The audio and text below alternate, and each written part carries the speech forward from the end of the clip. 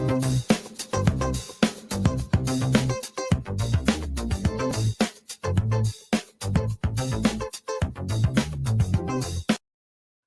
di kesempatan malam ini kita akan mengadakan debat H2H antara Bang Rudi Yohanes, sang debaters, yang saya rasa sudah sangat familiar di dunia debat, melawan penantang penantang baru, yaitu Bang Sultan Mamluk. Ya, ini seorang penantang yang mencoba menantang Bang Rudi Yohanes dalam hal debat lintas agama, debat H2H. Yang kita ketahui bersama bahwa Bang Rudi mewakili Kristen dan juga Bang Sultan Mamluk mewakili Islam dalam debat kali ini. Oke, tanpa menunggu lagi kita undang saja kedua kontestan kita ya. Ini ada Bang Rudi. Selamat malam Bang Rudi. Malam, selamat. Selamat yang muncul. Oke, dan ini assalamualaikum buat Bang Sultan Mamluk. Waalaikumsalam warahmatullahi wabarakatuh. Wah, ini ada yang kangen sama Bang Rudi juga nih. Tunggu dulu, tadi dia bilang Sultan Mehmet. Mana yang benar?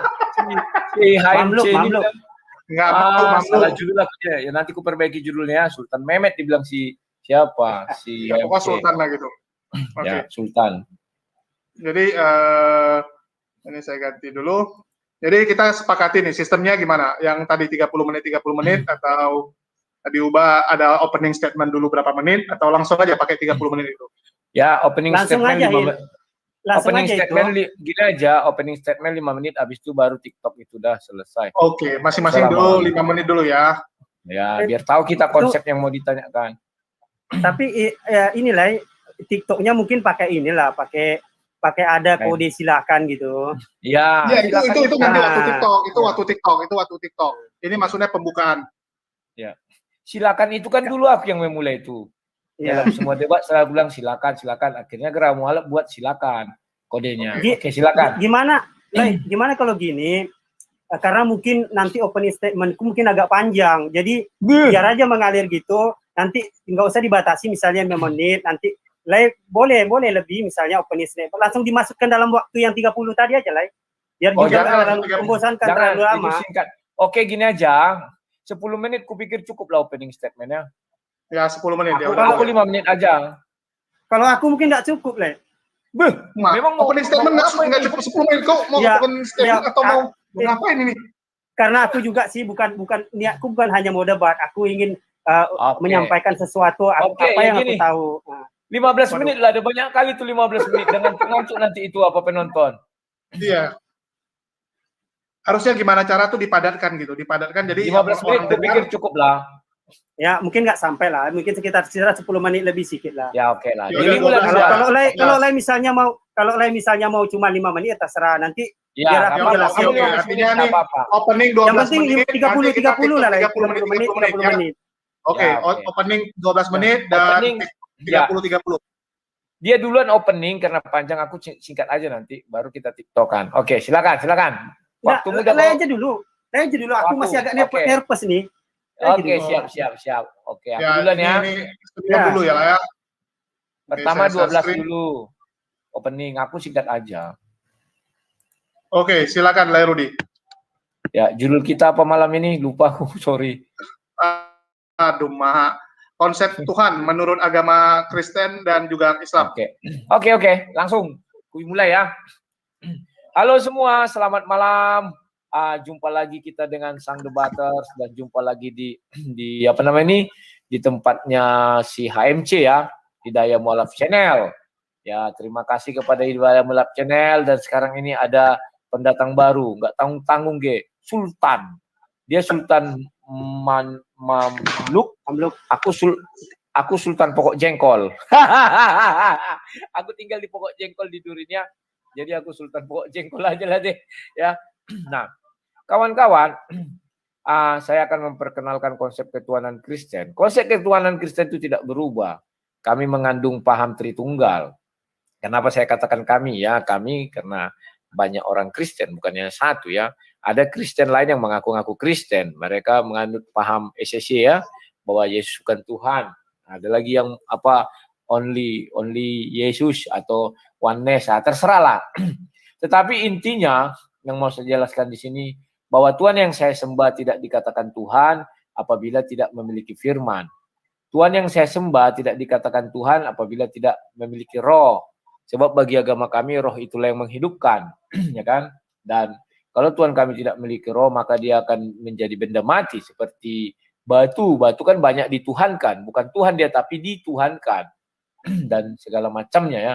Nah, kalau Tuhan kami dalam Bible dijelaskan dia langsung berfirman. Tidak ada, memang ada melalui perantara untuk hal-hal tertentu. Tetapi suaranya pun didengar oleh manusia, ya kan? Memang ada Yesus mengatakan tidak seorang pun pernah mendengar suara Bapa di sorga. Itu kan diucapkan kepada orang-orang ketika zaman Yesus. Tidak ada lagi orang mendengar firman Tuhan. Tetapi yang ada adalah ucapan Yesus. Dan memang ada satu kali ketika dibaptis, ya kan? Diselam, maka ada burung merpati dan keluarlah suara Tuhan. Inilah anakku yang kukasih, kepadanya aku berkenan. Itu aja, nggak panjang-panjang ya. Nah, setelah itu Yesus mulai mengajar. Nah, setelah mengajar itulah Yesus mengatakan, kalian tidak mendengar suara Tuhan. Nah, itu. Tidak ada lagi, karena suara Yesus itulah suara Tuhannya. Nah, mungkin saudara-saudara Muslim pasti tetap pada posisinya dari dulu ke dulu, hanya itu aja. Menggugat ketuhanan Yesus. Pasti itu aja, nggak ada yang lain. Ya kan? Ya sudahlah. Kalian menggugat ketuhanan Yesus, bukan manusia menjadi Tuhan, tetapi Tuhan yang menjadi manusia. Dan di situ pun dijelaskan adalah firman Allah yang menjadi manusia. Wak Dul, matikan dulu mic-mu, lagi di jalan kok Wak Dul. Mic-mu Oh, ya. bising. Oke, silakan. Oh, oke, lanjut. Hidupkan. Timerku Wak Dul. Iya. Oke. Ya. Jadi konsep ketuhanan yang saya sembah itu sudah sangat-sangat jelas. Kami menuhankan Yesus yang sekarang di sorga. Karena kami tidak melihat Yesus yang di bumi. Kan demikian, itu sudah berlalu. Dan waktu Yesus di bumi bagaimana? Dia kan manusia, betul dia manusia. Tidak ada yang bisa menyangkal itu. Firman menjadi manusia. Lantas bagaimana kok dia juga dituhankan? Ya, kami menuhankan Yesus karena ada di kejadian Yohanes 1 ayat 1, firman bersama-sama dengan Allah, maka firman adalah Allah itu sendiri, ya kan?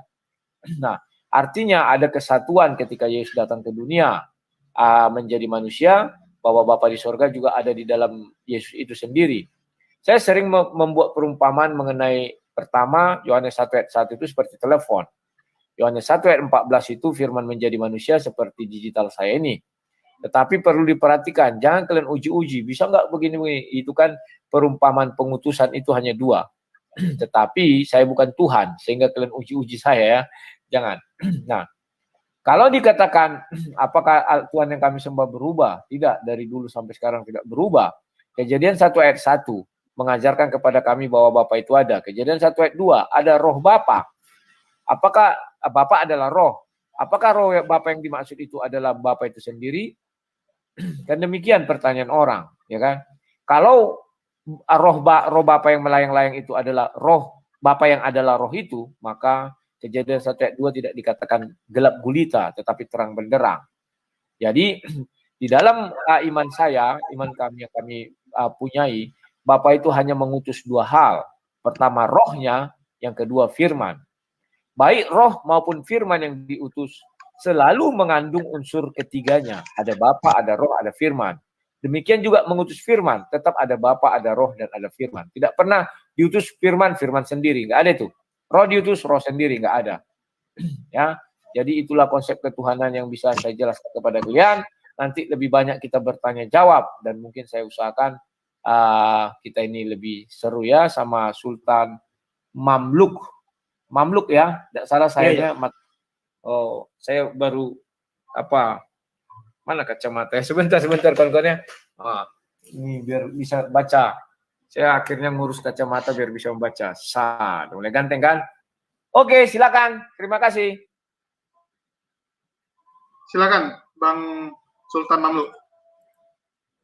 Assalamualaikum warahmatullahi wabarakatuh.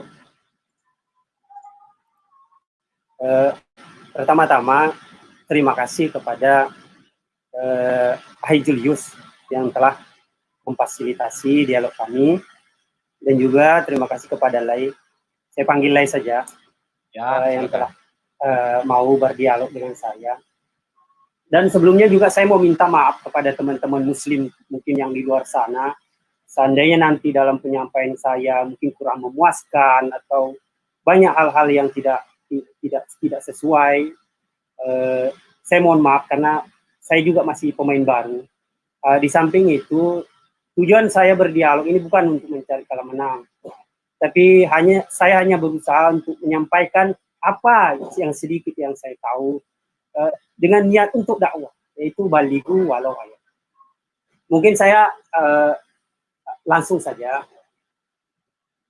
saya mulai saja. Bismillahirrahmanirrahim. Rabbi shrahli sadari wa yassirli amri wahlul 'uqdatam min lisani yafqahu qawli. Berbicara tentang ketuhanan, kita tidak bisa lepas dari kata Tuhan itu sendiri. Dan ketika kita menyebut kata Tuhan, berarti pikiran kita akan langsung tertuju kepada sosok atau esensi pencipta alam semesta. Dan pencipta alam semesta ini itu bukan hanya diklaim oleh satu golongan saja, misalnya Yahudi saja atau Kristen saja atau Muslim saja, tapi Tuhan seluruh makhluk. Karena sangat tidak fair kalau hanya diklaim oleh satu golongan saja. Dan di Islam, sosok ini kami memanggil dengan nama Allah, sesuai dengan Quran surah Al-A'raf 54. Dan mengenai nama Allah ini, kami juga tidak butuh pengakuan dari pihak manapun, termasuk Yahudi, mau mereka percaya kata Allah atau tidak, kami tidak butuh pengakuan dari mereka. Karena ketika kami menyebut kata Allah, hati dan pikiran kami langsung tertuju kepada esensi pencipta alam semesta. Dan kami juga bukan menyembah nama yang tertulis, tetapi sang pemilik nama itu sendiri. Dan di Islam, kami mengakui bahwa Allah itu Maha Esa dan tidak ada yang serupa dan setara dengannya. Seperti itu terkandung di dalam Quran surah Al-Ikhlas. Di ayat ini, itu dijelaskan bahwa Tuhan Allah itu Maha Esa. Dan saya rasa kita semua sepakat. Karena tidak bisa kita bayangkan kalau Tuhan itu banyak. Bukan tidak mungkin suatu saat akan ada perang Tuhan.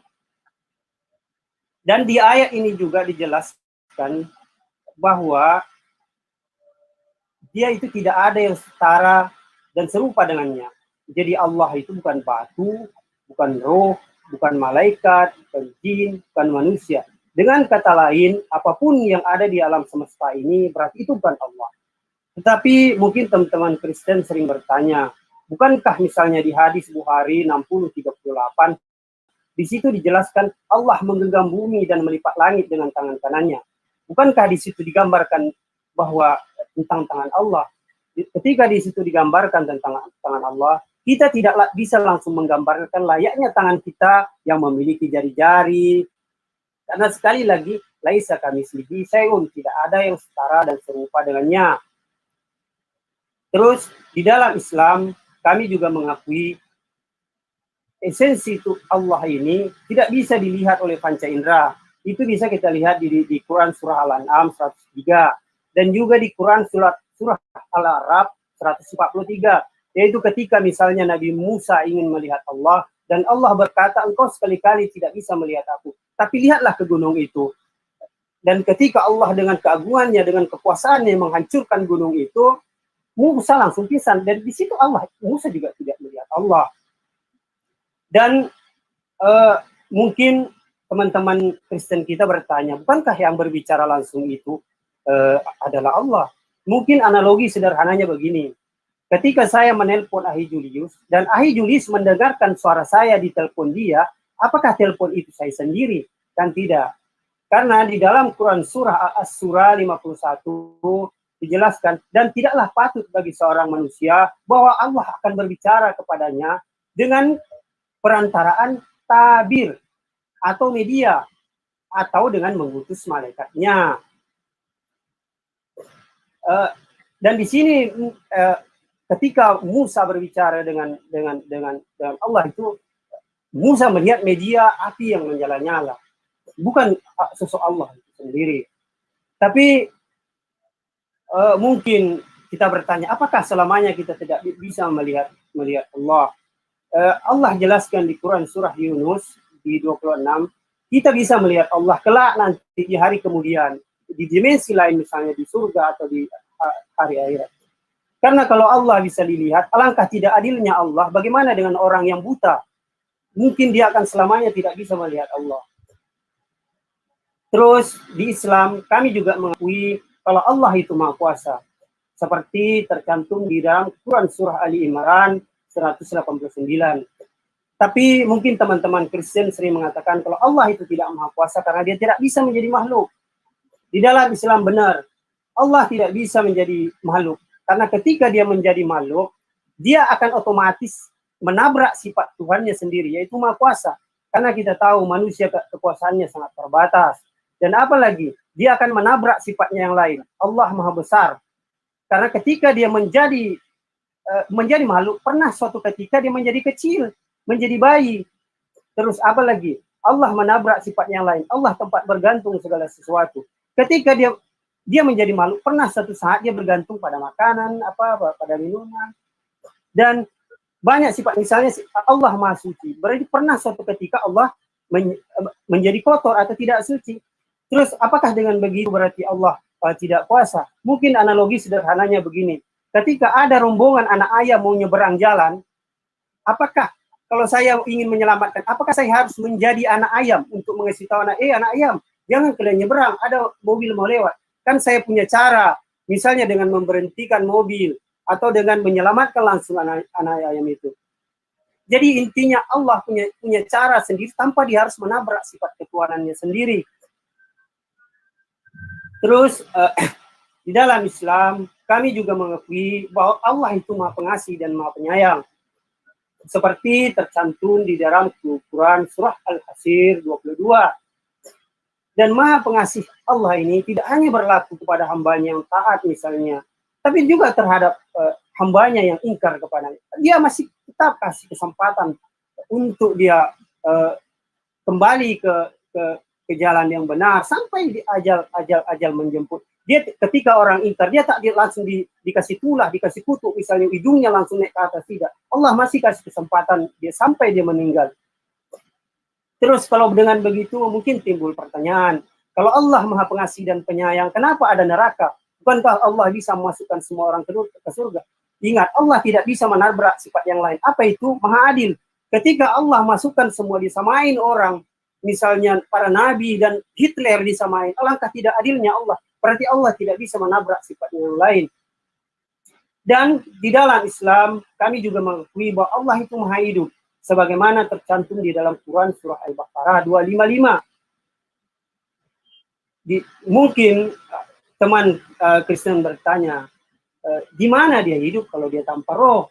Dalam perspektif Islam, roh hanyalah salah satu begitu banyak ciptaan Allah untuk menghidupkan makhluknya. Seperti oksigen, air, nutrisi makanan. Dan semua itu Allah ciptakan. Bukan berarti Allah membutuhkan roh.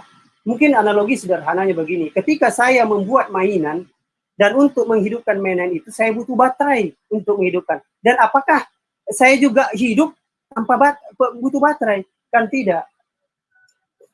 Sebenarnya, ada banyak lagi sih sebenarnya penjelasan Allah jelaskan tentang dirinya di dalam Al-Quran. Tapi kan tadi kita juga dibatasi oleh waktu. Saya hanya ingin menjelaskan, karena pertanyaan ini bukan hanya sering ditanyain oleh teman-teman kita Kristen, tapi juga teman-teman Muslim. Bahkan anak saya yang kemarin dulu masih berusia 6 tahun, dia pernah menanyakan, di mana Allah? Karena ada yang berpendapat bahwa Allah ada di mana-mana. Kalau Allah ada di mana-mana, bukan tidak mungkin Allah ada di septic tank atau ada di WC. Terus ada juga berpendapat misalnya Allah bersama di setiap orang yang sabar. Berarti setiap ada orang yang sabar, di situ ada sosok Allah. Kan tidak. Sebenarnya Allah sudah menjelaskan di dalam Quran surah Toha di ayat 5. Dia yang Maha Pengasih bersemayam atau bertahta di atas. Dan ketika disebutkan di sini bertahta, janganlah pula kita bayangkan layaknya seorang raja duduk bersila bertahta. Karena sekali lagi kita tidak bisa membayangkan sosok esensi Allah ini dan as itu sendiri. Karena sekali lagi tidak ada yang setara dan serupa dengannya. Lalu mungkin timbul pertanyaan, Kalau Allah bertahta, berarti Allah itu jauh. Bagaimana kita bisa merasakan keberadaannya? Mungkin analoginya, sederhananya mungkin kita bisa melihat matahari. Sedangkan matahari saja, untuk kita bisa merasakan, dia tidak perlu turun ke bumi. Tapi kita bisa merasakan keberadaannya. Begitu juga Allah. Allah untuk mengetahui keberadaannya, dan dia untuk mengetahui makhluknya, dia tidak perlu satelit. Dia tak perlu jaringan internet untuk mengetahui makhluk, karena dia memiliki sifat. Allah mengetahui. Dan mungkin sedikit biar langsung mengalir dialog ini, mungkin kita bisa lihat sedikit dari, biar langsung ada dialognya, kita dilihat di sisi Kristen misalnya di Matius 27 ya, di 27 ayat 27 sampai 56 di situ jelaskan Yesus diolok-olok dan dipukuli. Dan di Yohanes 19:23 di situ dijelaskan setelah disalib, lalu Yesus pakaiannya ditelanjangi. Terus di Wahyu 1 ayat 5 dijelaskan bahwa darah dan kematiannya untuk menebus dosa manusia. Ini Yesus yang katanya Tuhan, ternyata digamparin, disalib, dan darahnya untuk dosa manusia. Yang katanya juru selamat untuk menyelamatkan dirinya saja dari disiksa, dia tidak mampu. Bahkan yang lebihnya, dia digituin untuk menebus dosa manusia, berarti juga termasuk dosanya Hitler. Ini coba ditangkap, karena jujur kalau menurut saya Oke, Bang, sudah habis waktunya. Oke. Ini wah luar biasa memangnya, pembukanya panjang sekali memang 12 menit, dan ini waktunya sudah habis, jadi terpaksa saya stop gitu ya, Jadi kita akan lanjut ke sesi tanya jawab nih ya. Akan di sesi tanya jawab dengan sistem TikTok 30 menit. Oke? Semua siap masing-masing, Bang Rudi dan Bang Sultan Mamluk? Siap. Bentar, Oke, jadi cari minuman dulu. Oke, Nah, minum dulu. Cari kacamata lu. Santai aja lah, tidak usah. Lu kayak kacamata bandot, kacamata kunya.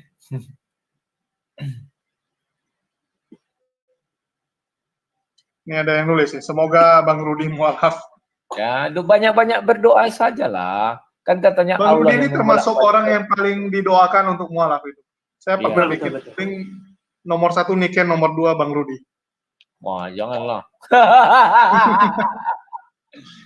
Ini kan banyak penggemarnya karena dia cantik kan wanita ya. Ya, tetap wanita tuh ada kelebihannya ya. Udah Bang Sultan Mamluk? Oke, boleh. Dapat air.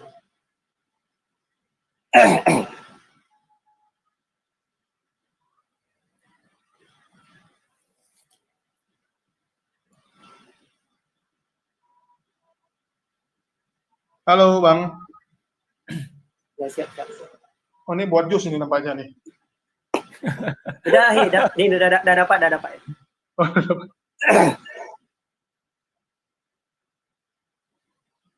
Oke, mungkin udah siap Bang? Ya, silakan. Oke, jadi ini saya mulai ya dengan sistem TikTok, dan saya mulai dari Bang Rudi Yohanes. Silakan Bang Rudi. Ya. Saya tadi tertarik tentang bahwa ada ketidakadilan. Jika Tuhan bisa dilihat, maka tidak adil bagi orang buta. Saya jadi geli melihatnya, tertarik ya. Kalau Tuhan sudah mau dilihat, mau orang buta, mau pakai kacamata besi setebal apapun tetap bisa terlihat. Karena dia Tuhan.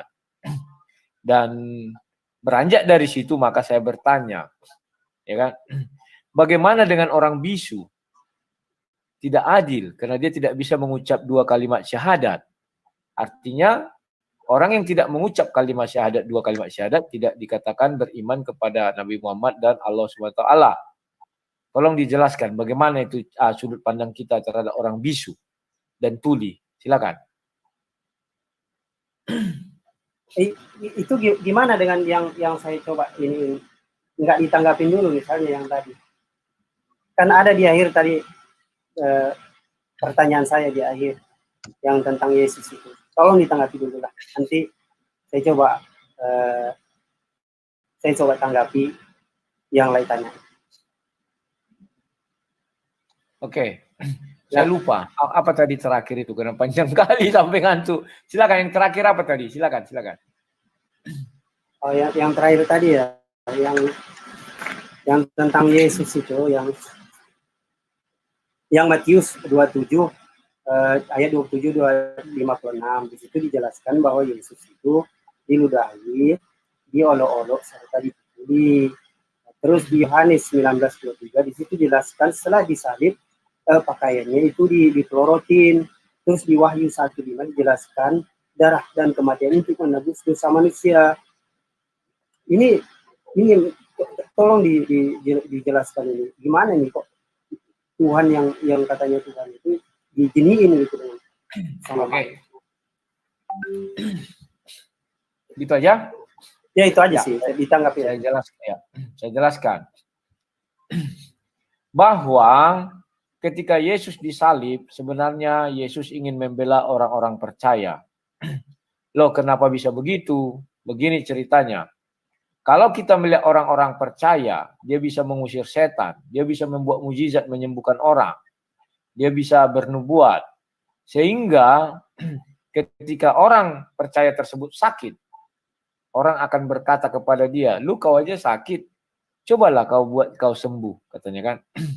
Jadi prosesi penyalipan atau proses penyalipan mengajarkan kepada kita semua bahwa pada proses itu tidak ada yang namanya mujizat, tidak ada yang namanya kalimat sakti, tidak ada yang namanya pertolongan Tuhan, dan itu akan dialami manusia satu hari nanti.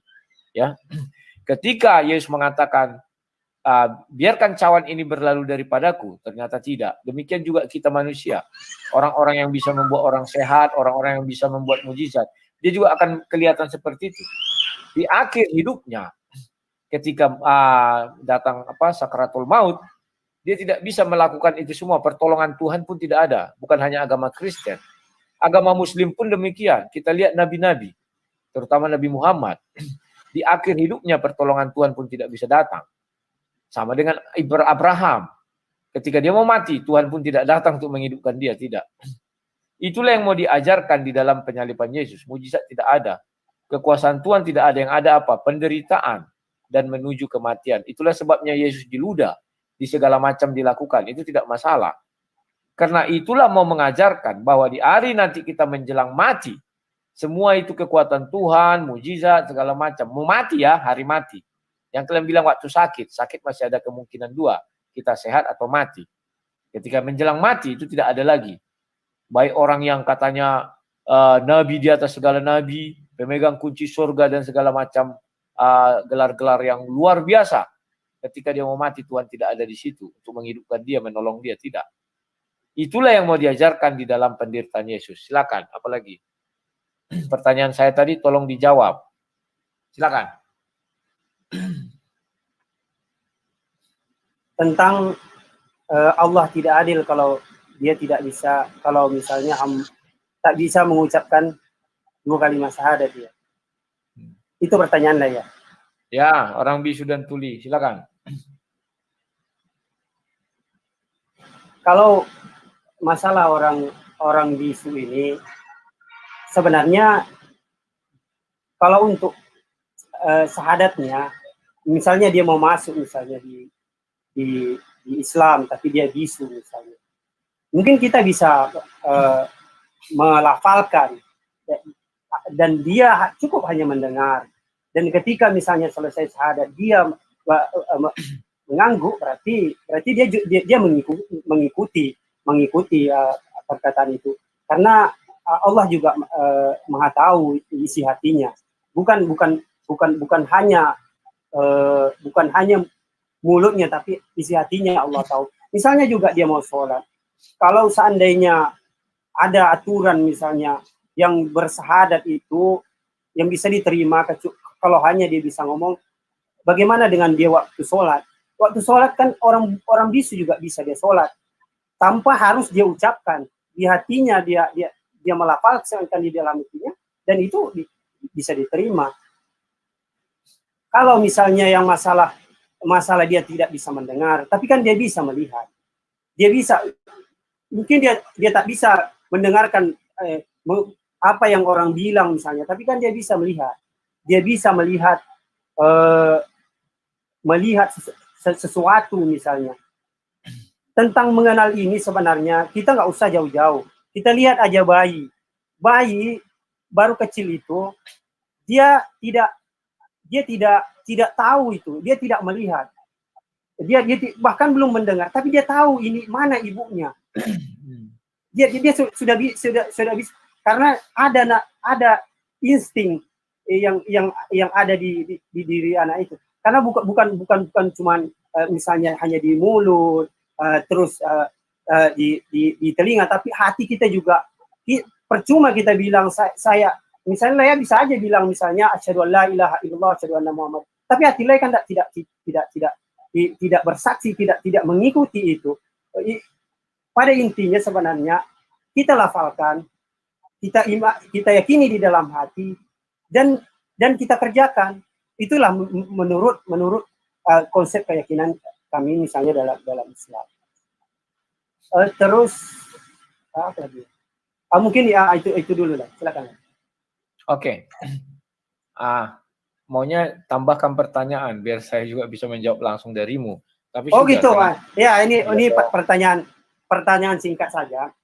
Tadi kan Lei tadi bilang yang Yohanes 1 ayat 1 ya, yang Yesus itu Tuhan karena ada di Yohanes 1 ayat 1 yang en harke en hologos, kai hologos proston theon, kai theos en hologos.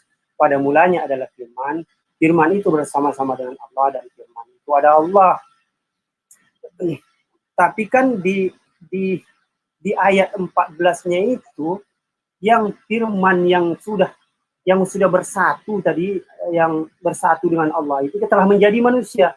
Berarti kalau secara logikanya yang dibunuh itu, yang ditombak itu adalah Tuhan sendiri, karena dia tadi yang telah bersatu itu telah menjadi manusia. Mungkin analogi sederhananya begini. Ketika ada kepompong telah menjadi kupu-kupu, apakah kepompongnya itu masih ada? Kan tak ada. Dia karena sudah menjadi kupu-kupu. Tapi mungkin Lei bilang mungkin, tapi kan dia bangkit pada hari ketiga. Tapi di Markus 16:19, setelah dia terangkat, dia hanya di samping. Dan dia bukan Allah itu sendiri. Dan yang sedikit yang agak bikin ini tuh, yang Roh Kudus itu yang digambarkan seperti gunung merpati itu kemana dia? Itu mungkin agak sedikit tolong dijelaskan sedikit lagi. Oke, kujelaskan. Saya sudah berkali-kali menggunakan perumpamaan digital saya ini. Ini adalah saya mengutus firman saya, ucapan saya menjadi dan citra saya ke hadapanmu. Ketika ini mati, maka saya yang asli kan tidak mati. Yang mati itu adalah digital saya ini di hadapanmu. Demikian juga Yesus, ketika Yesus ditombak, mati kata orang. Dari sudut manusia itu mati. Tapi dari sudut Tuhan tidak ada yang mati di hadapan Tuhan. Ya kan? Nah, yang terjadi adalah dagingnya yang mati. Bukan ikut Tuhannya. Kita tidak bisa membuat perumpamaan ini seperti kepompong. Karena Tuhan kami tidak pernah mengatakan, baiklah kita menciptakan manusia serupa dengan kepompong. Tidak ada itu. Yang ada adalah, baiklah kita menjadikan manusia serupa dan segambar dengan kita. Maka, manusia yang dilihat sekarang itu, maka kita buat perumpamaan itu kepada manusia. Inilah buktinya, saya bisa mengutus citra saya, dan saya yang asli ada. Mau dicincang, mau diapakan citra saya ini, mau kalian buang HP kalian, mau kalian tetap saya yang asli, tetap ada. Tetap hidup. Demikian juga Yesus. Oke, itu selesai. Nah, sekarang saya tanggapi mengenai orang bisu. Bagaimana kalau kita katakan, biar adil, untuk rukun iman, rukun Islam, mengucap 2 kalimat syahadat, dan bagi yang bisu, tidak harus mengucapkan. Bagaimana? Apakah bisa begitu biar adil? Atau kita mengatakan orang bisu dalam hatinya sudah mengucap 2 kalimat syahadat. Dari mana kita tahu? Kita kan tidak tahu. Bisa saja dia mengatakan Yesus adalah Tuhan dan Juru Selamatku. Oh, tepuk tangan. Ya, sah. Dan kita tidak tahu. Tapi yang membuka ini bukan saya. Tadi Anda yang mengatakan tidak adil bagi orang buta kalau Tuhan itu bisa dilihat. Padahal saya mengatakan mau buta mau apa, dia bisa melihat Tuhan, matanya tembus. Demikian juga orang bisu. Kalau bicara tidak adil, dia tidak adil harus mengucapkan 2 kalimat syahadat. Kalian menghina saya ya katanya. Mentang-mentang saya tidak bisa bicara. Dan Anda mengatakan orang lain yang mengucapkan, berarti bukan dia. Artinya dia seumur hidupnya tidak bisa menjadi seorang muslim. Ya, itu sudah saya tutup saja mengenai itu. Sekarang saya masuk ke surat Hud. Tolong dibuka surat Hud. Surat Hud ayat 7. Saya share screen aja biar cepat. Saya share screen. Cepat. Ya. Surat Hud ayat 7. Share screen aja, silakan. Di surat Hud ini dikatakan, Dialah yang menciptakan langit dan bumi dalam 6 masa dan arsy-Nya di atas air, agar Dia menguji siapakah di antara kamu yang lebih baik amalnya. Jika engkau berkata kepada penduduk Mekah, artinya Allah ini bertata di atas air, airnya ini seluas apa? Katanya Allah Maha Besar, buktinya Allah lebih kecil dari air karena Dia bertahta di atasnya. Nah, ini terjadi setelah ada kalimat kata Mekah. Artinya Allah bertahta di kerajaan di atas air itu setelah Nabi Muhammad ada penduduk Mekah. Bukan dari awalnya. Sungguhnya kamu akan dibangkitkan setelah mati. Ini saya orang kafir berkata, ini hal yang sihir yang nyata. Yang mau saya tanyakan, ya kan? Dan Dialah yang menciptakan langit dan bumi dalam masa dan arsy-Nya di atas air. Nah, ini yang mau saya tanyakan. Air yang mana lah itu biar kita cari? Berarti kita bisa mengatakan Tuhan ini di satu tempat yang ada air. Di manalah kira-kira? Coba jelaskan kepada saya. Silakan. Tunggu saya matikan dulu. Ahil Julius, bisa nggak tampilin yang surat Hud yang Kemenak, Tunggu yang ya. dari Kemenak. Ya, bisa tolong bantu bukain yang di Kemenak. Oke. Surat Hud berapa tadi itu? 7.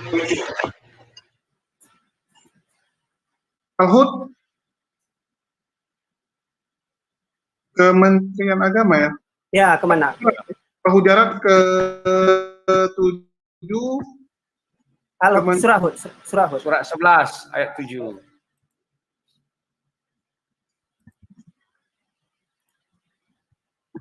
Kementerian Agama di mana cari dia punya surat?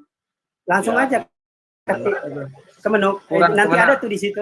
Kemenak di bawah tuh ada ininya. Tapi agak lambat di situ, agak lambat. Iya, betul. Agak dia butuh loading dia. Tunggu loh. Ini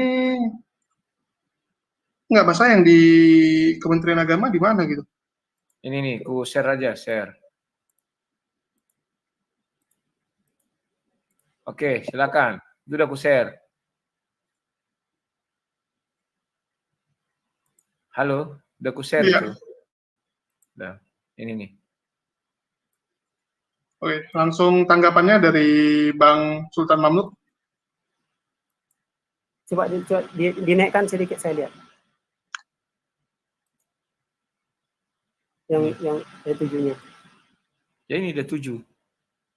Silakan. Dan dia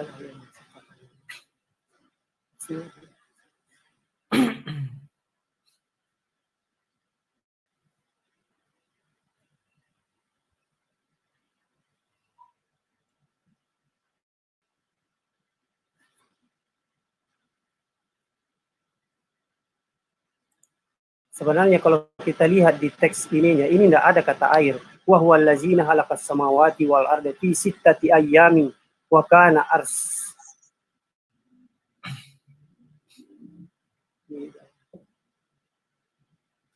Tapi di terjemahannya ada airnya ya.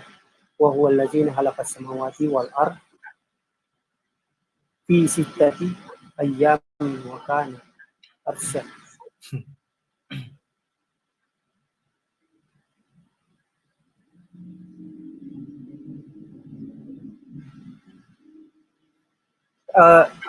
Ini mungkin ini jawaban saya karena saya juga tidak melihat kata air, tapi anggaplah itu ada. Saya tidak bisa menggambarkan karena sekali lagi tentang ars Allah ini kita tidak bisa gambarkan bentuknya atau di mana kita tidak bisa gambarkan. Jadi itu mungkin itu harus juga dilihat di sisi tafsirnya.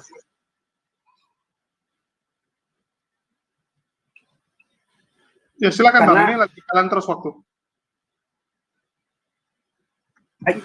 Itu mungkin itu menurut saya, karena di situ juga saya lihat nggak ada di teks aslinya itu nggak ada air, tapi anggaplah itu ada. Kalau memang ada bisa jadi, karena di dunia ini, alam semesta ini kan diliputi dengan udara yang mengandung air, dan Allah bertahta di atas alam semesta ini. Saya rasa itu juga nggak ada salahnya, kalaupun itu seandainya ada di diterjemahin ada air.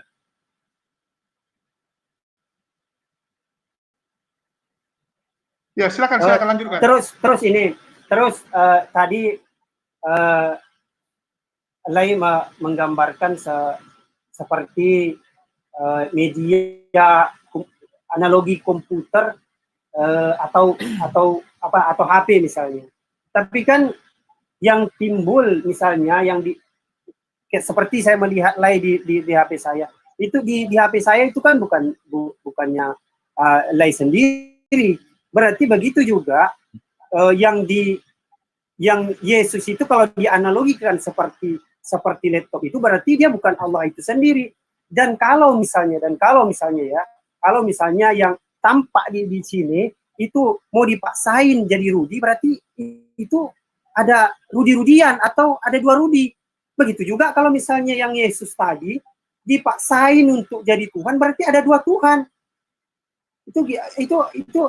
Itu gimana itu Lai? Silakan Lai. Oke, aku jawab. Justru itulah yang menjelaskan Tritunggal itu. Bahwa secara materi, Yesus itu daging, Tuhan itu roh. Sama dengan yang saya utus itu. Sang debaters itu materialnya adalah digital, saya yang asli adalah daging. Kami ada dua, iya ada dua. Yesus dan Bapa ada dua, iya ada dua secara materi. Tetapi apakah Yesus adalah Bapa? Aku dan Bapa adalah satu, kata Yesus. Apakah sang debaters itu adalah saya? Iya. Saya itu, bukan yang lain. Tetapi secara materi kami dua. Dan demikian. Namun, kalau dia mati seperti ini, bukan berarti saya yang asli mati. Saya tetap hidup. Dan bisa suka-suka hati saya bangkitkan, saya matikan, saya bangkitkan, saya matikan. Karena itu di Yohanes 10 ayat 17 dan 18. Aku memberi nyawaku untuk menerimanya kembali. Tidak seorang pun mengambilnya dariku, katanya. Jadi itulah sebabnya saya katakan, dari sudut manusia, ya Yesus mati, tapi di hadapan Tuhan tidak ada yang mati. Sama, dari sudut si Sultan Rudi sang debaters itu mati, tapi dari sudut saya tak ada yang mati, semua hidup. Ya. Nah, sekarang saya menimpali dulu mengenai arsi tadi. Saya jadi teringat ketika peristiwa Isra dan Mi'raj, bahwa Nabi Muhammad naik ke langit ke-1 sampai ke-7 dan terakhir bertemu dengan Allah SWT di Sidratul Muntaha. Artinya air yang dimaksud itu harusnya di atas langit ke-7. Ada air, kita nggak tahu di mana ini ada air ini ya. Air itu unsurnya H2O. Oke, itu banyaknya ada di bumi. Mungkin dibilang di Mars masih dicari, ada seperti air katanya, tapi belum tentu itu air. Kan demikian. Mungkin ada di galaksi lain air, kita nggak tahu. Biar jauh, biar nggak bisa dicapai manusia. Tetapi unsur penyusun air itu H2O, tidak bisa dipungkiri. Itu dari secara sains. Nah, yang mau saya tanyakan di sini adalah, apakah benar peristiwa Isra Mi'raj itu? Atau Sidratul Muntaha itu di atas air? Saya nggak tahu. Jadi kita mengkombinasikan ini kebenarannya. Dan adalah satu fakta bahwa tahta Allah itu lebih kecil dari air yang dimaksud. Oke, silakan. Tunggu. Sebelum itu saya buka dulu pintu. Di stop aja waktunya. Wak Dul. Halo Wak Dul. Oke, silakan. Stop. Udah, Wak Labu. Ini Ya. Wak Labu buka pintu apa sih? Ya, ada tamu ya.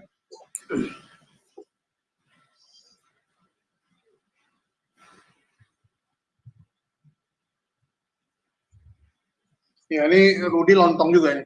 Dari awal saya udah nggak panggil dia Wak Labu, gara-gara ini saya jadi moderator, tapi dia duluan manggil pula.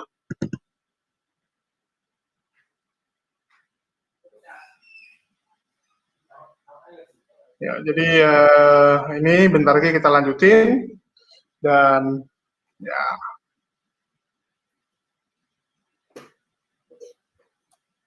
Oke, silakan dilanjut. Oke, saya lanjutkan waktunya ya.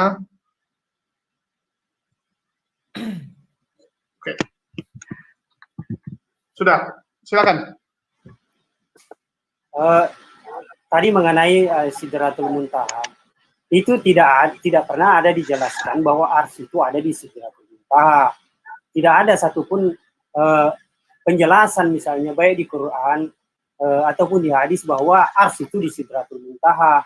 Dan mungkin tapi tak tahu kalau Lai bisa membuktikan di mana ada dalilnya bahwa ars itu di Sidratul Muntaha. Tentang mengenai Isra Mi'raj ini yang katanya Nabi Muhammad bertemu dengan Allah itu bukan berarti Allah itu Muhammad itu melihat sosok Allah, tidak. Kalaupun ini pun berbeda pendapat. Ada yang mengatakan bahwa Isra Mi'raj itu hanya perjalanan misalnya jasad dan rohani atau perjalanan rohani saja. Dan itu kita tidak sedang membahas itu. Tapi seandainya pun ini perjalanan ini adalah perjalanan jasad dan rohani, tidak ada dalil yang betul-betul sahih yang mengatakan bahwa Nabi Muhammad itu bertemu langsung dengan Allah. Karena sekali lagi di ayat Al-A'raf tadi dibatasi oleh tabir. Jadi kita tidak bisa langsung melihat sosok Allah ini selama kita di dunia ini. Terus apa lagi tadi ya? Mengenai itu aja lah dulu, silakan lah. Nanti apalagi misalnya mau ditanya biar kembali. Lu nggak mau tanya. Ini kesempatan nanya. Udah jawab harus tanya gitu. Kalau nggak rugi. Oh gitu. Ini masih ya, kan saya belum ini loh tentang yang belum paham saya yang tentang yang katanya satu. Kalau satu berarti yang dibunuh itu berarti ya Tuhan sendiri.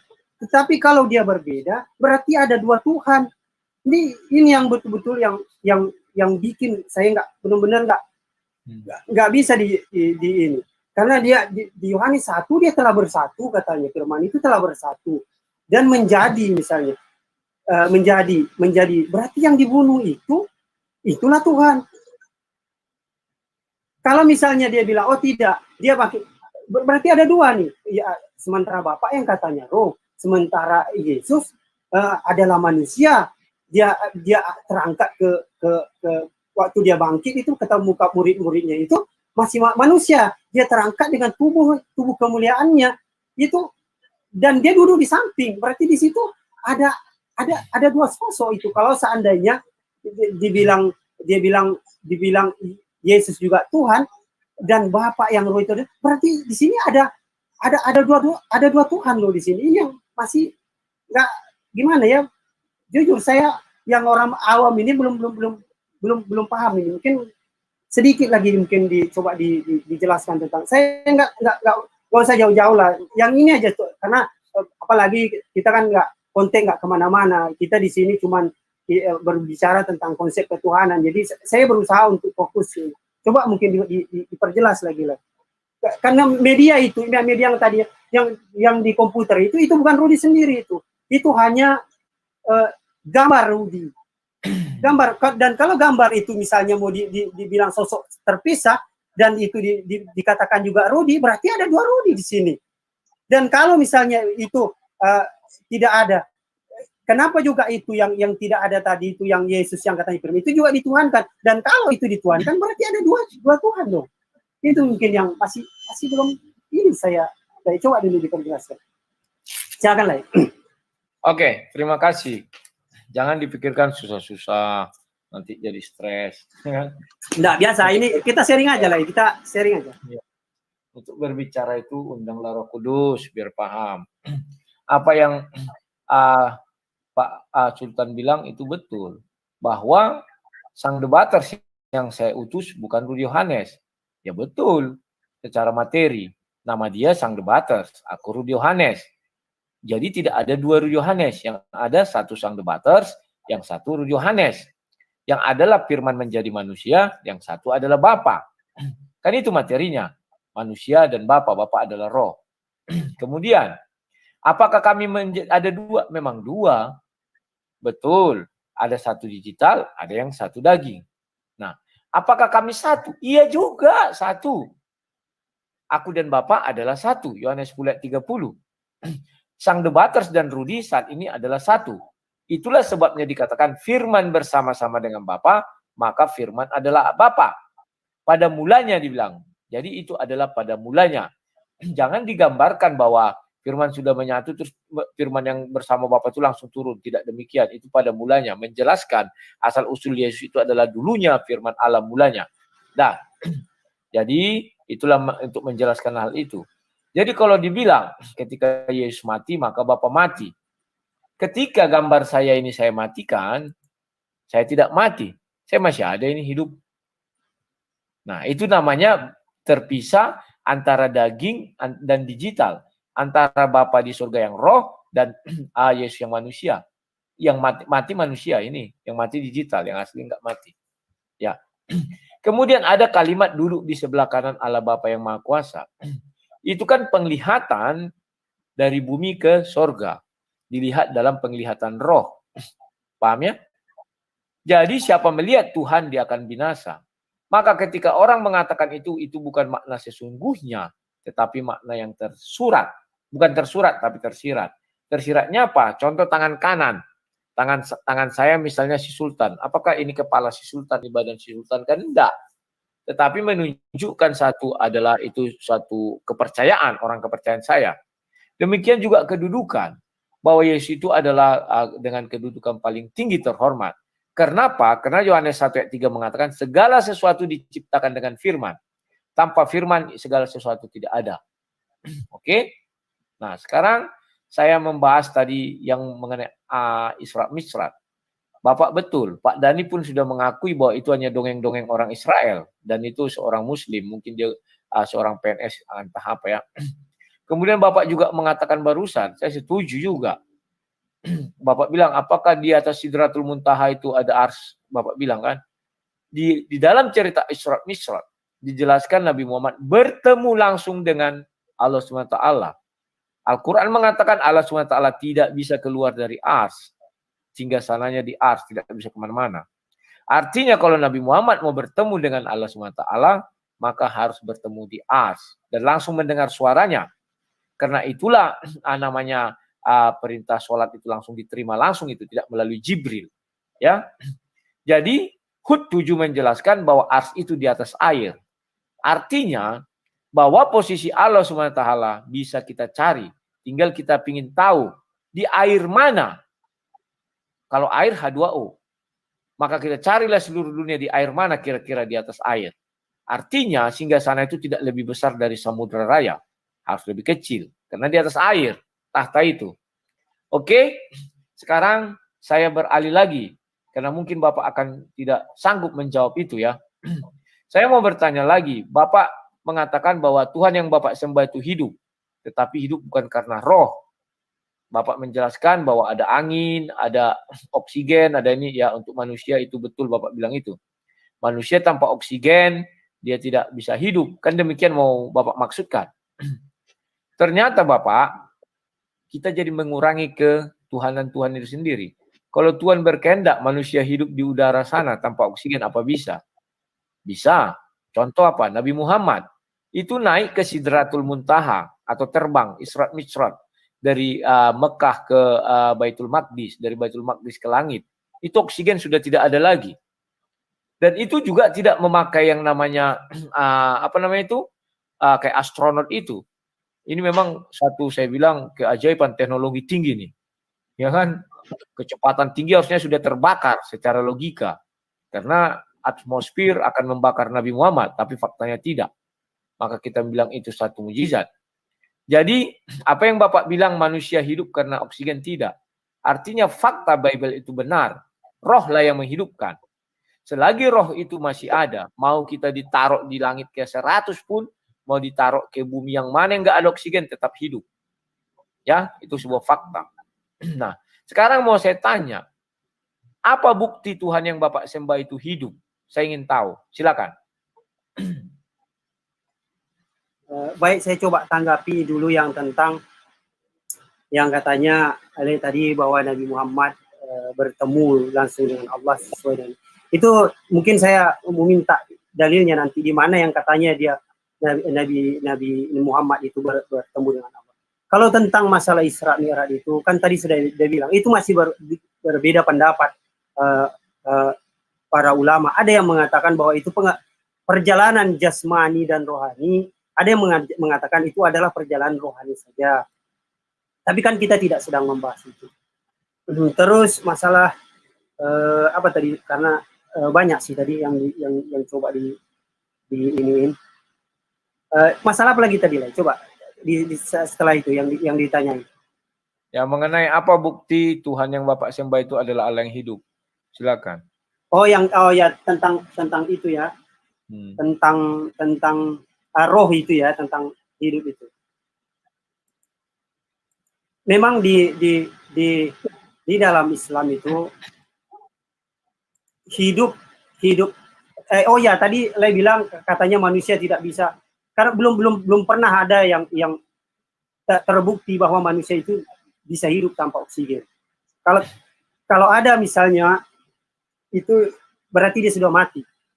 Berarti hidup manusia ini masih tetap harus bergantung pada oksigen. Terus masalah Tuhan itu apa buktinya Tuhan itu hidup? Kalau Tuhan itu mati, ini mustahil alam semesta ini bisa bekerja dengan secara sistematis. Kalau seandainya jangankan Allah mati, Tuhan itu tidur aja, alam semesta ini akan tidak beratur. Karena pasti ada sosok, ada esensi yang mengatur alam semesta ini. Dan hidupnya Allah, kan tadi saya sudah jelaskan, dia tidak membutuhkan roh ini, karena manusia kan terdiri dari roh. Kalau hanya alasan Tuhan itu dia harus bisa berfirman, punya roh, apa bedanya dengan manusia? Manusia juga punya roh, manusia juga bisa berfirman. Berarti nggak ada bedanya Tuhan dengan ini. Dan Tuhan itu hidupnya dia tidak butuh roh. Analoginya, ketika saya menghidupkan misalnya mainan, hidupnya saya itu tidak butuh baterai untuk menghidupkan, karena dia menciptakan manusia itu roh dan jasmani, berarti roh juga termasuk ciptaannya.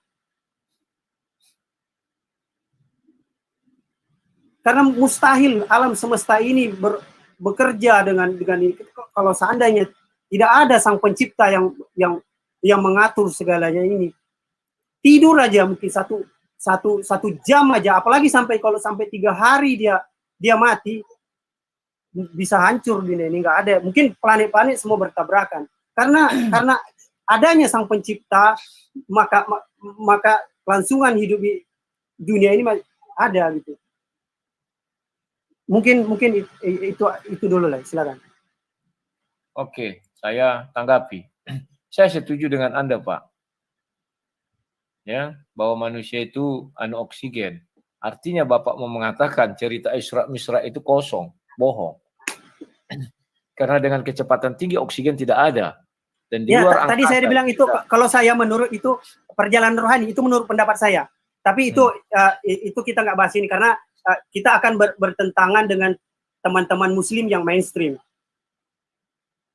Loh, saya kan tidak menanyakan itu. Mau bertentangan mau apa bukan urusan saya, Pak. Yang saya tanyakan Bapak. Bapak harus bisa memberi jawaban. Saya saja bertentangan dengan orang Kristen, saya santai saja. Karena pemikiran kami adalah pemikiran terbuka. Ya Pak ya? Benar, saya suka Bapak bilang. Pembohong itu semua kalau ada manusia bisa hidup tanpa oksigen. Itu aja. Nah, mengenai Bapak katakan tadi bukti bahwa Tuhan yang Bapak sembah hidup. Kalau dia tidur, maka siapa menjalankan dunia ini? Pak, Bible menjelaskan dulu dalam agama kami, andai kata Tuhan ingin tidur, ingin loh ya, bumi ini berjalan dengan sendirinya karena sudah diciptakan sangat amat sempurna. Kejadian 1 ayat 31 itu ya, sudah sangat sempurna Pak. Pergi dia jalan-jalan pun dunia ini tetap hidup. Tidak perlu lagi Tuhan tiap hari memantokin itu langit dan bumi ini. Kalau tiap hari dia di situ, Pak, lemah Tuhan itu, Pak. Tidak punya kerjaan lagi dia, hanya itu aja dilihatnya kan gitu. Tidak bisa dia santai, tidak bisa dia melakukan kehendaknya sendiri. Nah, kalau Bapak tanya, apa buktinya Tuhan kami hidup? Alkitab jelas mengatakan bahwa Tuhan yang kami sembah itu pertama, melayang-layang. Yang kedua, berjalan di Taman Eden. Yang ketiga, dia bisa turun ke dalam dunia, berbicara kepada umatnya manusia. Itu bukti dia hidup. Saya nggak tahu apakah Tuhan yang Bapak sembah itu bisa turun ke dalam dunia berbicara kepada umatnya tanpa harus mematikan manusia. Coba Bapak jelaskan, apakah Tuhan yang Bapak sembah itu bisa datang ke dunia tanpa harus mematikan umatnya seperti si Musa? Silakan. Saya tanggapi dulu yang masalah apa sih tadi tentang penjelasan tentang Isra Mi'raj ya. Itu sekali lagi kalau karena Lei berdiskusi dengan saya, itu menurut pandangan saya itu hanyalah perjalanan rohani. Tapi kan kita selesaikanlah itu masalah Isra Mi'raj itu karena kita bukan bahas itu. Terus tentang turun ke apa sih tadi pertanyaannya? Karena terlalu banyak itu. Singkat kok. Apa bukti Tuhan yang Bapak sembah itu hidup? Kalau Tuhan kami bisa turun ke bumi tanpa mematikan orang di bumi ini. Berbicara bukan langsung. Yang sebelumnya kan ada pertanyaan juga tadi. Gak ada, itu aja. Apa bukti Tuhan yang Bapak sembah itu hidup? Itu kan sudah saya jawab tadi. Buktinya alam semesta ini tetap berlangsung. Kalau seandainya Tuhan itu mati, seandainya Tuhan itu mati, sudah selesai dunia ini. Tapi Lei coba mengambil Tuhan misalnya di kitab Kejadian misalnya tapi kan Tuhannya Lei kan Yesus kan sudah mati. Kalaupun misalnya Bapak juga dianggap Tuhan, berarti ada dua Tuhan dong. Yesus juga Tuhan. Jadi yang mana?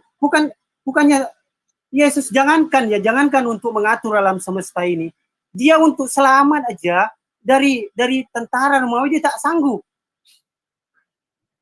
Ya kan? Berarti nggak usah kalau lain misalnya mengambil Tuhan di kitab Kejadian, berarti ada dua Tuhan lain. Tinggal di ini. Kalau lain mengakui Yesus bukan Tuhan, oke, nggak masalah. Lain pergilah ambil Tuhan di kitab Kejadian. Tapi kalau lain juga masih mengatakan Yesus juga Tuhan, berarti ada dua Tuhan. Kita nggak tahu nih yang mana Tuhan lain. Terus yang mana lagi yang burung merpati yang digambarkan seperti burung merpati yang Roh Kudus ini. Jadi ini kalau memang lain mau kita konsisten aja, kita kalau memang Yesus ya Yesus Tuhan lain, kalau memang Bapak ya Bapak, berarti tinggalkan Yesus.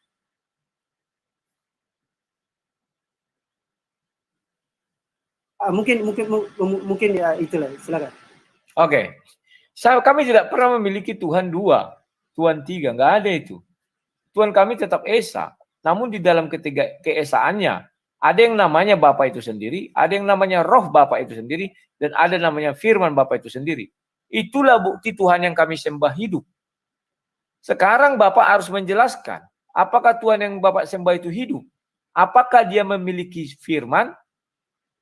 Coba dijelaskan.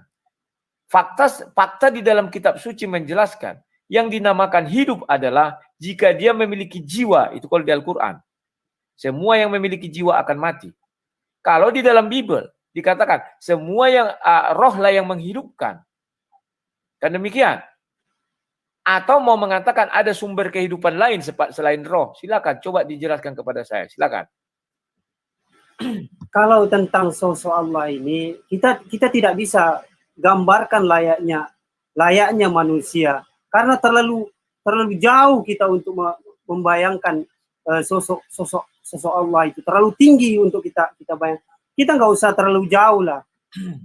Kentut kita aja ini, kita nggak tahu bentuknya kayak mana, tapi kita bisa merasakannya. Ada baunya, terus roh itu sendiri. Kayak mana, apa unsurnya roh itu? Apa unsurnya? Apakah dia nitrogen kah atau H2 kah? Kita nggak tahu. Apalagi sosok pencipta alam semesta ini yang begitu sempurna itu. Kita tidak terlalu jauh kita untuk menggambarkan dia. Dan hidupnya dia jelaskan, hidupnya dia maha hidup, dia memiliki sifat maha hidup. Dia tanpa ruh pun dia hidup.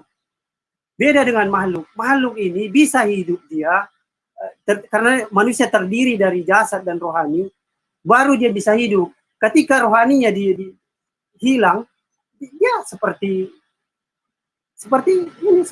kayu, seperti tidak sesosok yang tidak bisa bergerak.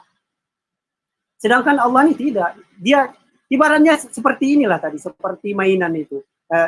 Dibikin pakai baterai untuk hidup. Dan saya hidup nggak perlu pakai baterai.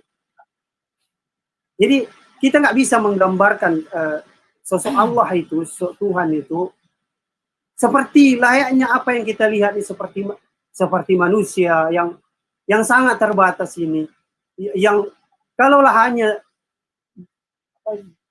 asumsi Tuhan itu hanya karena dia punya roh, dia bisa berfirman, waduh, nggak ada rasanya beda. Dan Allah itu maha berfirman. Dan tentang kalamullah ini mungkin sedikit saya jelaskan. Atau firman kalamullah ini terdiri dari dua suku kata, yaitu kalam dan Allah. Kalam itu adalah perkataan atau instruksi. Ibaratnya begini, ketika presiden misalnya menyampaikan kata-katanya, instruksinya kepada ajudannya untuk disampaikan kepada menterinya, dan kemampuan misalnya presiden berkata-kata itu melekat pada dirinya. Sedangkan kata-kata yang sudah keluar dari dia, yang sudah dicatat misalnya dari instruksi, itu terpisah dari dirinya. Itu bukan dia sendiri. Begitu juga dengan Allah. Allah memiliki perkataan yang sudah keluar misalnya, yang sudah disampaikan, yang sudah dicatat, apalagi dalam bentuk mushaf misalnya, yang sudah disampaikan kepada malaikat di Muhammad melalui malaikat Jibril. Perkataan yang sudah itu sudah berpisah dengan dia. Sedangkan kemampuan berkata-katanya, yaitu mutakallim, kemampuan itu melekat pada dirinya. Dan perkataannya itu bukan dirinya sendiri. Itu mengenai firman. Sedangkan perkataan Allah ini bisa didengar itu hanya kepada nabi-nabinya melalui dua yang tadi saya ceritakan di surat Al-A'raf berapa itu melalui perantaraan malaikat atau melalui media. Dan kalau melalui media itu ketika Allah berbicara langsung, berbicara melalui media, itu tabir itu yang api itu ketika dengan Musa. Tetapi perkataannya yang disampaikannya melalui malaikat Jibril itu ketika misalnya Allah menyampaikan perkataannya itu melalui Muhammad melalui perantaraan malaikat Jibril. Sedangkan Allah gampang kalau dia berkehendak, dia cukup berkata. Misalnya ketika dia ingin menciptakan misalnya, ketika waktu dia ingin Yesus, dia hanya menyampaikan kun fayakun, dia akan jadi. Begitu juga baik itu melalui proses atau mungkin secara langsung. Kalau secara langsung mungkin kita bisa ketika Allah langsung berkata, bertemu dengan Musa, dan Allah melihat Allah, dan Allah mengatakan, lihatlah ke gunung itu, dan gunung itu akan langsung hancur, dan Musa pingsan, bukan mati, Musa pingsan. Dan bukti tentang hancurnya gunung ini, hitam gunung ini, bisa kita langsung lihat, ini langsung real, di real Monsanai, atau di gunung Sinai yang asli, itu ada di Jabal Allah. Itu bisa kita lihat. Arkeologi juga bisa memastikan di situ gunung itu hitam dan buktinya masih ada. Itu bisa kita lihat. Bisa mungkin kita searching real Monsanai, gunung Sinai yang asli, yang ada di Jabal Allah, bukan di Mesir, tapi ada di Saudi Arabia. Itu tidak jauh dari Jabal An-Nur yang ada di Gua Hira. sedikit tentang yang masalah firman yang tentang yang adalah kalamullah itu. Itu mungkin sedikit penjelasan saya. Silakan. Saya mau minum. Oke. Ya. Bisa saya ngambil air dulu? Bisa, stop aja dulu waktunya itu. Wadul. Ini ngambil air kok ribet banget gitu. Tadi belum ambil ya? Belum. Dia sudah habis. Sebentar. Ngambilnya kayak apa? Ke PDAM. Ini kurang ajar nih memang Rudi nih. Ya biasalah Wak Dul. Kau pun kurang ajar juga nyokot Dul. Ya aku dari tadi awal-awal nggak panggil Wak Labu, tiba-tiba duluan dipanggilin. Ya nggak apa-apa lah, kan Wak Dul kok orang dari Aceh. Iya juga lah. Jadi ini Wak Labu kok pakai lampu di belakang, nggak jadi pakai, kemarin dibilang mau pakai backstick-nya itu apa? Latarnya pakai ulos, nggak jadi. Lulus ada, logonya udah siap tapi belum ku tempel. Sabar. Mantap. Istri baru sehat, jadi banyak prosedur.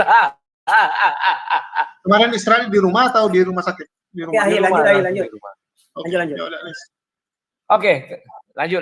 Hidupkan dulu timerku biar. Oke.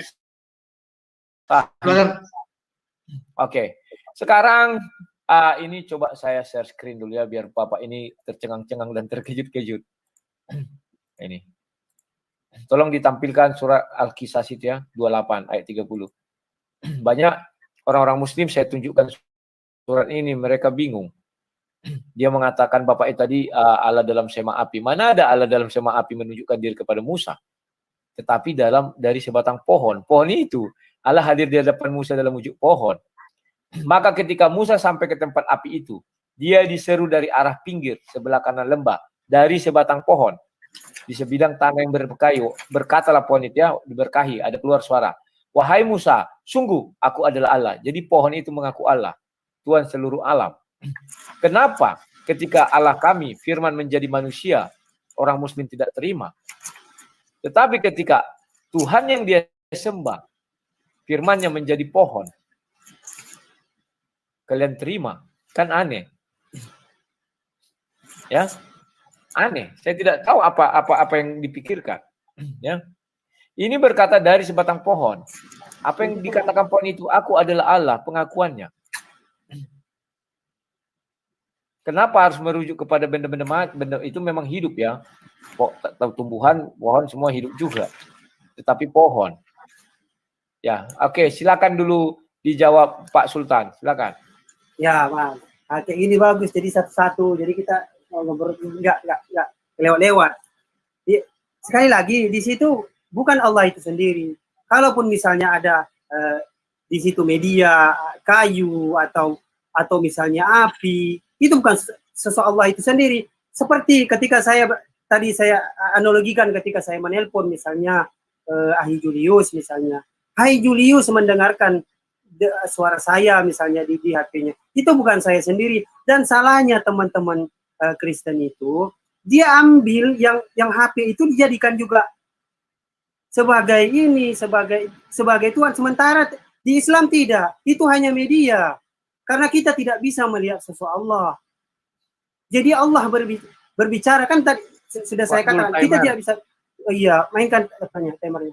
Kita tidak bisa melihat sosok Allah. Allah berkomunikasi tadi sesuai dengan Al-Quran tadi itu melalui dua. Satu melalui belakang tabir atau media dan satu lagi melalui perantaraan Jibril.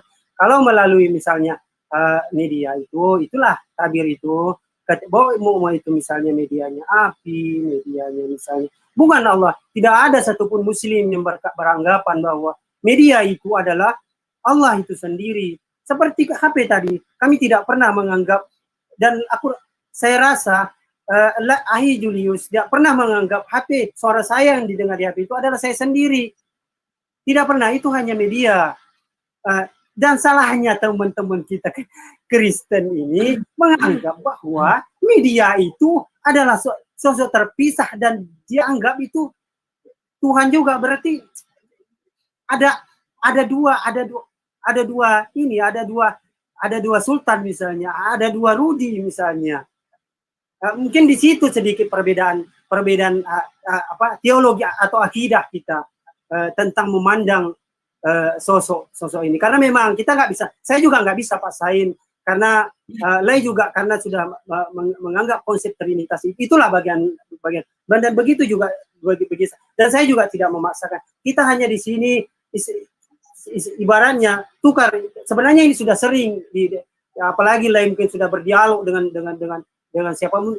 Cuman begitulah konsep kalau menurut Islam, bahwa api misalnya, kayu itu bukanlah Allah sendiri. Itu hanya Allah pakai media. Karena kita tidak bisa melihat.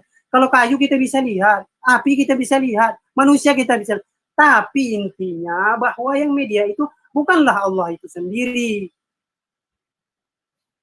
Mungkin itu sedikit tanggapan, mungkin waktu saya udah habis ya. Tinggal 1 menit ya. 3 menit, silakan.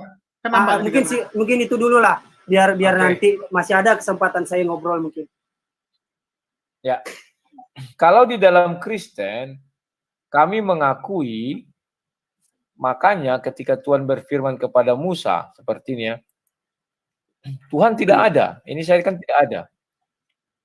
Maka si Musa mengatakan kepada suara itu, ya Tuhan, ya Tuhan. Tuhan tidak kelihatan. Apakah Tuhan ada 2? Tidak, 1 itu. Tuhan yang di sorga itu, Bapa yang di sorga itu yang sedang berfirman. Kemudian, ketika Tuhan menjadi tiang, datang ke bumi, menjadi tiang awan, tiang api, dan sema api itu rohnya diutus. Roh Tuhan yang datang. Roh Tuhan yang mana? Itu adalah roh Tuhan yang melayang-layang di atas permukaan air. Bukan Tuhan yang menjadi roh itu langsung datang ke situ, tidak. Karena kalau Tuhan yang Bapa di sorga itu langsung datang dalam media itu, tidak sanggup media itu menampung. Tidak sanggup media itu menahan. Bumi saja nggak sanggup. Tapi saya salut. Tuhan yang disembah Pak Sultan mampu hadir dalam media pohon. Dan pohonnya tidak apa-apa. Demikian.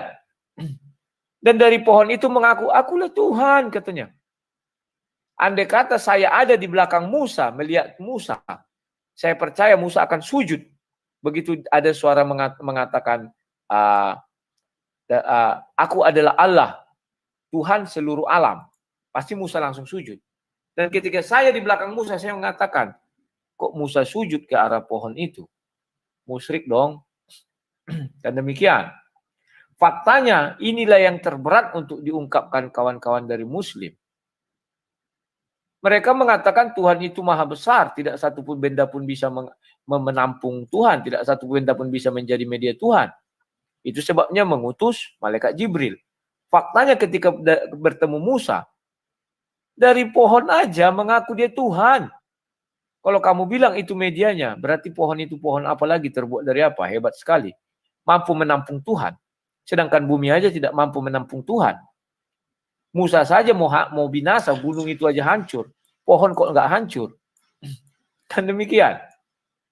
Inilah yang sering katakan. Tuhan menjadi manusia, orang tidak terima. Kenapa? Firman Tuhan menjadi manusia, memakai media daging, tidak terima manusia.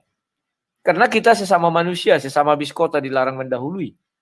Tetapi manusia lebih percaya, andai kata Tuhan itu datang dalam bentuk sebongkah batu yang besar, dan batu itu berbicara. Semua orang tak akan ada protes. Ajaib. Betul ini batu ini dari Tuhan, katanya. Demikian juga ketika Musa di Bible bertemu dengan Tuhan dalam sema api. Orang Muslim tak protes. Demikian juga di Al-Quran. Ketika dari sebatang pohon ada suara keluar, aku adalah Allah, katanya. Tak ada yang protes. Tetapi ketika di Kristen, Tuhan menjadi manusia, protes. Orang di luar Kristen. Kan aneh.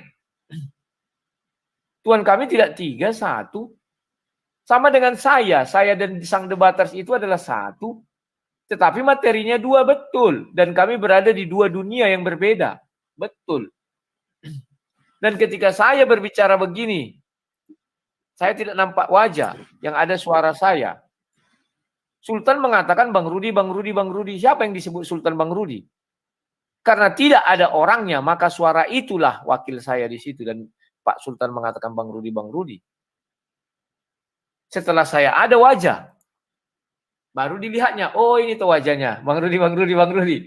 Kan begitu, sama. Hanya saja saya sudah memberi nama sang debaters. Nama saya Rudi. Demikian juga Bapa di sorga. namanya aku adalah aku. Maka diutusnya firman-Nya menjadi manusia. Manusia itu diberi nama Yesus. Demikian juga di surah 28 ayat 30. Media itu diberi nama pohon. Selesai. Oke, silakan. Kalau ada yang mau diapakan, ditambah atau apa, silakan Pak Sultan. Itu Hidayah, hidupkan timermu. Pasti dia terpencet. Kan saya udah jelaskan tadi. Yang di pohon itu bukan Allah sendiri. Begitu juga ketika saya ngomong misalnya dengan HP Pak Ahi Julius misalnya. Ahi Julius ini saya Sultan. Apakah ketika Ahi Julius langsung menganggap, oh inilah yang mentang-mentang suaranya keluar dari HP, inilah Sultan? Kan tidak. Kan saya sudah katakan bahwa bukan sosok Allah itu yang turun menjadi pohon. Tetapi Allah berbicara. Layaknya seperti saya berbicara dengan Ahi Julius, memakai media HP. Dan suara saya terdengar misalnya, Ahi Julius misalnya di HP dia, suara saya terdengar. Saya Sultan, di HP Ahi Julius akan mendengar juga suara itu, saya Sultan. Tapi kan bukan berarti HP itu adalah saya Sultan sendiri. Berbeda dengan teman-teman Kristen. Dia mengatakan berfirman itu menjadi Yesus. Tapi Yesus itu juga dituhankan. Itu yang problemnya. Kalau misalnya Lai sendiri, oke lah, saya menganggap Lai sendiri yang ada di duri sana. Yang di sini bukan Lai. Kalau Lai yang sang debater yang saya lihat ini mau dipaksain jadi sang debater ke atau Rudi, berarti ya Rudian. Sebenarnya analoginya sangat sederhana sih sebenarnya. Kalau kita mau dengan jernih ya akal kita, kalau analogi ini, sebenarnya analogi yang saya buat tentang HP dengan analogi yang Lai buat tentang layar monitor ini sebenarnya hampir match. Tapi bedanya saya menganggap media itu bukan saya sendiri. Hanya media, bukan Allah langsung menjadi pohon terus berbicara dengan tidak, orang Muslim tidak pernah beranggapan begitu. Itu hanya sebuah tabir. Allah mau berbicara, layaknya saya berbicara dengan Ahi Julius menggunakan HP dan suara saya, apapun yang saya katakan di situ, tapi saya rasa tidak sebodoh itu Ahi Julius langsung mengatakan bahwa inilah Sultan. Dia mengatakan inilah aku Sultan. Dan dia pasti bisa mengira yang Sultan, yang keluar suara yang akulah, misalnya Sultan itu, dia langsung mengatakan, inilah Sultan. Bukan, dia tahu mungkin Sultan ada di mana-mana, ada di mana gitu, kan dia tak tahu alamat saya. Nah, kalau Lai misalnya ada di duri misalnya, yang saya nampak ini bukanlah Lai sendiri, ini adalah media yang Lai pakai untuk kita berkomunikasi. Oke, jadi waktunya habis. Mungkin itulah. Sekali lagi Lai, saya mohon maaf ya kalau seandainya ada mungkin omongan-omongan saya yang menyinggung sebenarnya atau apa, karena apalagi saya ini pemula kan. Mohon maaf. Nanti dulu aja, nanti dulu itu belum selesai. Kalau masalah belum selesai. Oke. Silakan Lai Rudi yang tanggapi.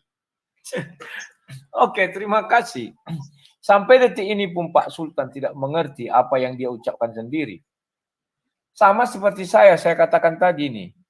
Saya berbicara melalui media laptop sampai di handphone orang banyak. Paham ya? Saya bukan mengatakan laptop atau handphone itu adalah saya, tidak. Suaranya ini loh. Suara itu adalah firman kalau bagi Tuhan. Firman-Nya itu dikatakan Tuhan. Suara saya ini sekarang dikatakan Rudi. Medianya apa? Handphone. Medianya apa? Semak api, semak duri. Pohon. Suaranya itu dikatakan Tuhan. Dan demikian. Kemudian Tuhan yang saya sembah memang maha canggih. Kalau dulu dia hanya bersuara, berfirman. Diutusnya citranya. Citra yang di hadapan Bapak. Citra loh, ingat. Citra. Bukan handphonenya, citranya itu. Medianya apa? Media menampung citra itu. Handphone. Sama dengan Bapak firman menjadi manusia. Citranya itu apa? Manusia. Media menampungnya apa? Dunia, bumi. Maka orang di bumi itu mengatakan, halo sang debaters. Mereka mengenalnya sang debaters. Setelah aku kasih tahu namaku Rudi, artinya berbeda nama sang debater dengan Rudi. Aku bilang, hei, sang debater itu adalah aku. Atau sang debater mengatakan, aku adalah si Rudi loh. Selesai. Paham ya? Jadi yang kalian lihat citraku itu adalah aku, bukan orang lain. Medianya apa? Handphone. Sama dengan Yesus. Citranya itu adalah Yesus. Medianya apa? Bumi. Di dalam bumi dia bisa dilihat. Sama dengan saya. Di dalam handphone kalian bisa lihat, di dalam HP atau dunia maya yang bisa menghadirkan dunia maya. Itulah saya hadirnya. Paham ya? Apakah kami ada 3? Ada 2? Tidak, 1. Ini satu kesatuan. Itulah sebabnya kata Yesus, aku dan Bapa adalah satu. Selesai. Nah sekarang, Sultan mengatakan bahwa pohon itu media. Makanya saya bilang, pohon itu hebat, luar biasa. Sanggup menampung suara Tuhan. Sudah banyak pendebat muslim saya tanya, suara Tuhan tidak bisa didengar oleh manusia langsung, maka melalui malaikat Jibril. Berarti melebihi petir suara itu sehingga tidak bisa dilihat di bumi. Tetapi di Sidratul Muntaha bisa katanya, oke, saya terima. Sekarang dari sebatang pohon. Medianya apa? Pohon. Yang bicara siapa? Tuhan langsung, bukan Jibril. Karena dikatakan di situ, aku adalah, nanti salah ucap saya. Aku adalah Allah, Tuhan seluruh alam. Itu bukan ucapan Jibril. Jibril tidak berani mengatakan itu, aku adalah Allah, Tuhan seluruh alam. Tidak berani. Tapi itu Tuhan langsung.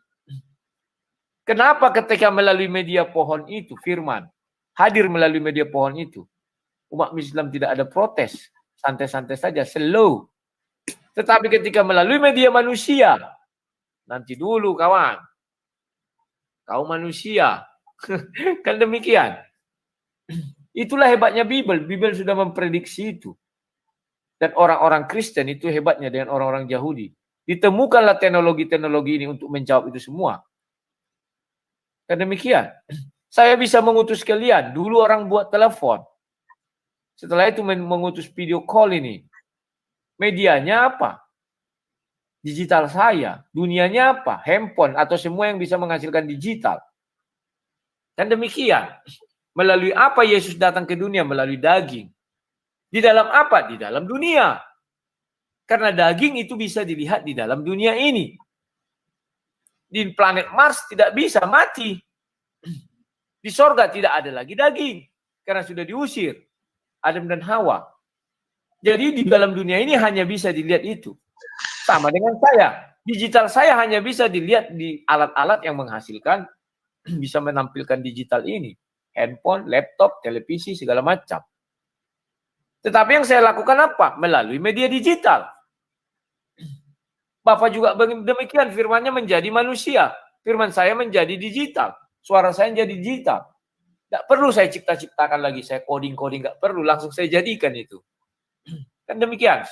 Ini buktinya menjadi, ini suara saya menjadi sang debater. Langsung kan, masa Tuhan tidak bisa, masa Tuhan kalah dengan saya? Gak mungkin. Jadi, selama debat tadi, saya sudah menanyakan beberapa hal, tapi saya tidak mau menyimpulkan.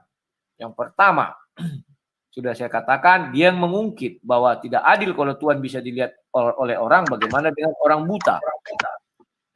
Maka saya mengatakan, 2 kalimat syahadat untuk menyembah Allah Subhanahu wa taala dan mengakui Nabi Muhammad sebagai rasul. Bagaimana orang bisa menjadi Islam, memeluk agama Islam? Habis waktu, Lairudi. Ya, silakan. Oke, jadi ini udah habis waktu dan saya rasa udah ini ya, udah cukup. Walaupun mungkin masih banyak yang ini ya kurang gitu ya, masih banyak penasaran nih antara Bang Mamluk sama Bang Rudi gitu ya. Karena memang kita sepakati bersama tadi waktunya cuma 30 menit untuk TikTokan gitu ya. Dan saya rasa udah cukup dan tadi pembukaan juga udah lumayan lama gitu ya. Jadi kalau ditotalin juga udah 40 juga ya, 40 menit. Jadi ya inilah kita lihat bagaimana penggunaan waktu itu yang paling penting gitu. Dalam sesi debat itu gimana cara menyampaikan itu seefektif mungkin gitu ya. Bahkan tadi di awal waktu Bang Mamluk menjelaskan sampai Bang Rudi bilang sampai mau tertidur gitu kan. Ya itulah gunanya jelaskan itu harus singkat, padat, yang penting orang ngerti gitu kan.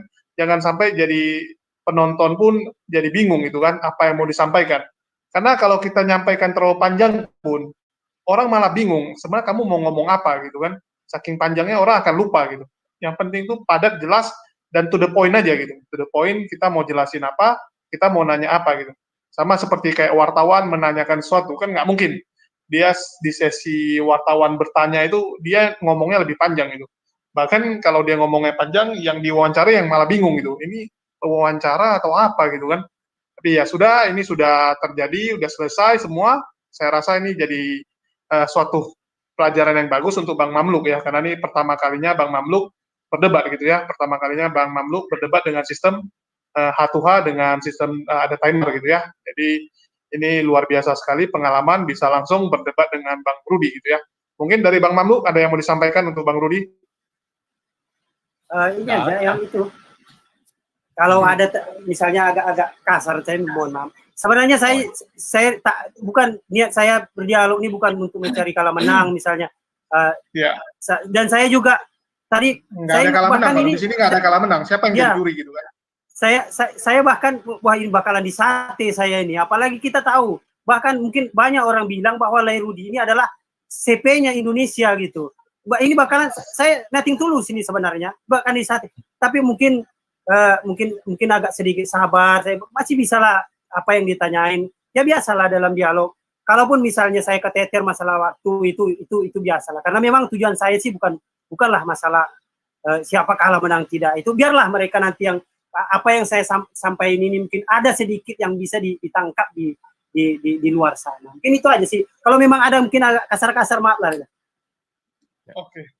Dari Lairudi ada yang mau disampaikan? Ya, terima kasih kepada HMC Julius, terima kasih kepada Sultan Mamluk. Ya, kalau saya juga ada kata yang kasar, saya juga mohon maaf.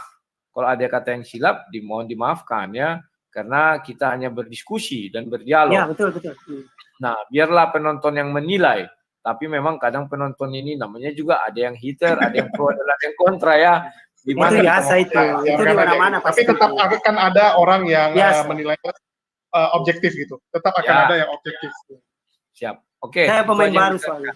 Siap. Oke, makasih nih buat Bang Rudi, Bang Sultan Mamluk yang udah mampir, dan saya rasa sebentar. Cukup ya. Nanti Pak Mamluk kalau berikutnya debat diperhatikan aturan main, misalnya waktu diperhatikan biar Pak Mamluk punya waktu juga. Oke. Ya itu sih.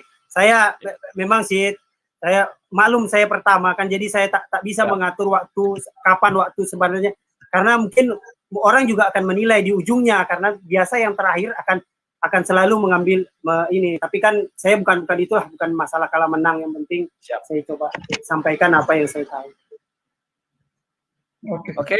Jadi saya izin ya. Terima kasih juga Ahi Julius ya, udah mau jadi memfasilitasi dialog kami.